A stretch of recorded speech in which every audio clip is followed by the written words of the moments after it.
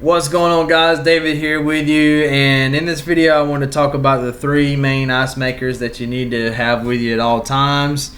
The link to these ice makers will be in the description. Appreciate it if you check on them out. Again, this is my affiliate link. So let's talk about the Subco 8.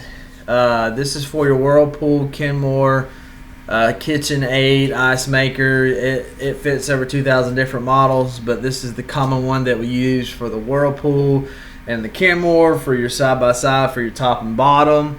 Good ice maker, never had any issues with them, so yes, this is a necessity. The next one is going to be for your GE ice maker. Look at all these different models it replaces tons of them. Okay, and this is a good ice maker here.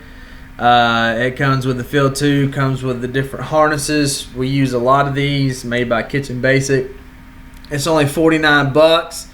Appliance House wants to charge like $80 our price for this ice maker. It retails I think for like 120, so you know you can still retail it at that price and you still getting a good cut here. So this is a good one for the GEs. The next one is going to be for your Electrolux and your Frigidaire. This is your common ice maker for your Electrolux and Frigidaire ice makers. It replaces these different models here, and it's only 38 bucks.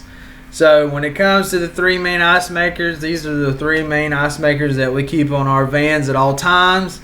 We use them a lot. Samsung and LG, they have so many different ice makers, different styles. The harnesses change, and they are a little expensive. So we do go to our parts house for these particular ice makers, but I just want to go over these three here. These are good to have, and I appreciate all my subscribers, appreciate all my guys that like my videos and comment.